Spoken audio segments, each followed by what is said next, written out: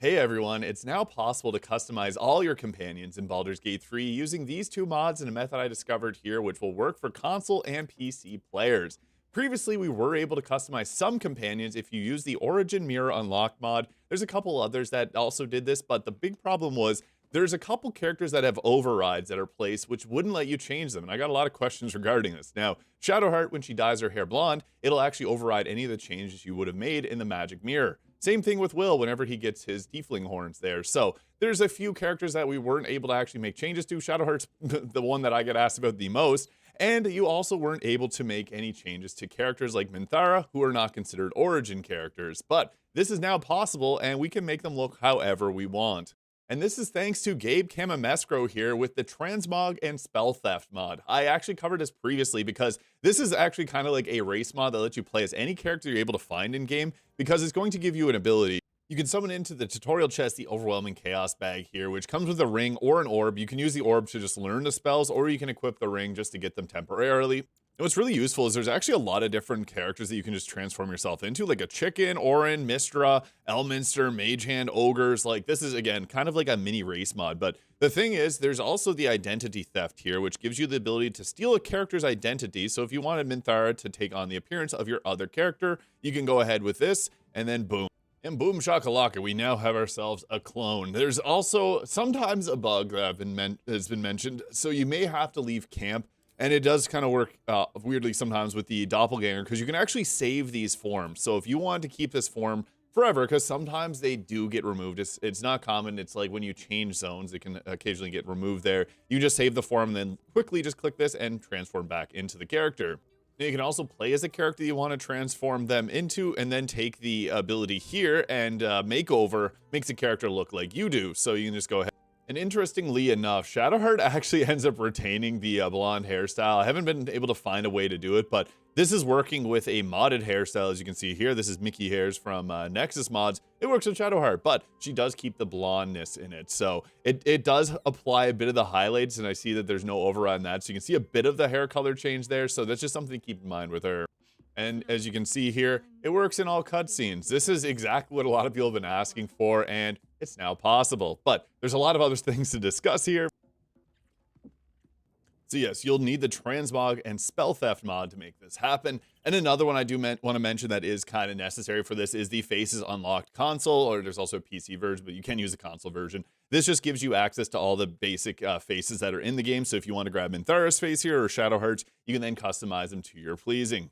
And then you have another option here. So the Custom Companions Light here by Adrian T 1978 lets you actually create your own companions in-game, which makes things a lot easier, because I had to make a companion here for Shadowheart. I just used my character here, and you can do it tediously and just create your character, your Tav or Dirge, into whatever you want your companion to look like. Use the transmog and then save it as one of the saved appearances, and then they can always transform it into it at will. So just take a little bit of setup, but this is honestly not that much harder than using the actual mod that's on PC.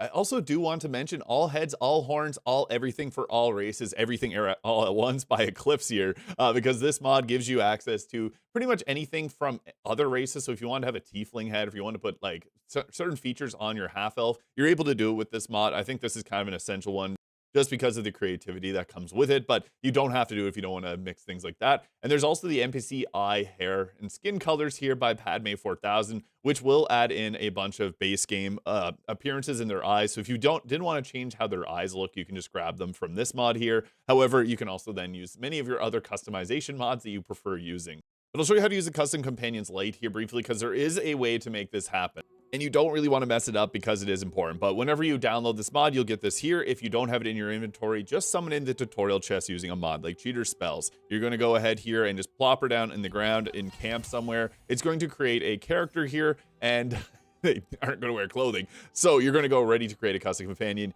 Yes. And then it's going to take you into the character creation menu. And yeah, it may be a little bit buggy here. With this mod, you have to keep it as an origin. Don't click on any of these and edit them. This will cause issues. Don't do that, please. To save your save file, just use custom here. But what you can then do is you can go ahead and choose which race you want to pick, and then edit the appearance. I'm going to make a character that looks like Minsk so that we have a different version of Minsk. Perfect. And what's cool about this is if you wanted to do like a Saravok playthrough, Gortash, a Raphael, you got all sorts of different characters. It looks kind of funny, his small head on the big body. You could even have Will's father following along in the party. So yeah, you can get real creative with this here. All right, so here's my finished Minsk looking like Santa Claus here. And yeah, that is his face. As weird as it is to see him looking like this, I'll just remove it all again just so you can see his face there. And then we go ahead with adding on the beard and adding in the hair. Yeah, it completely transforms how he looks here. It's actually pretty crazy. And once that's done, you're just going to proceed. You can change their name if you want to, but they're just going to hang out there. Don't change the Guardian there, even if they have a beard. It's just the nature of having a certain mod installed, and let that play out. Now, I kind of forgot what mod to install to get his little purple there, but yeah, if you can find that mod, it'll be perfect for this. And again, you can go with the doppelganger save forms here, so you can go ahead, save a form on a character you see here. This is going to use the Vicious Mockery animation, and then you now have it saved. So if you go here, you can recall form and then grab that form at any time. So nice and easy, especially if there's issues with it disappearing. We now have Old Man Minsk here ready to slay some goblins. And then you go back to camp and they'll be wearing that. So again, you do have to sometimes leave camp in order for this to work properly, but you may be wondering what to do with all these extra characters because yeah, the creation is going to end up with some leftovers here. Well, you can always just dismiss these.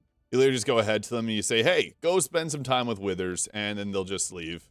And funny thing enough, Minsk approved of me getting rid of Minsk #2. So yeah, he just turned himself into the Withers wardrobe of wayward friends. And not a lot of people actually know that that is a thing, but yes, it is. You go ahead here. This is not a mod. It's part of the base game. And you reach into the hole and you pull out your Minsk.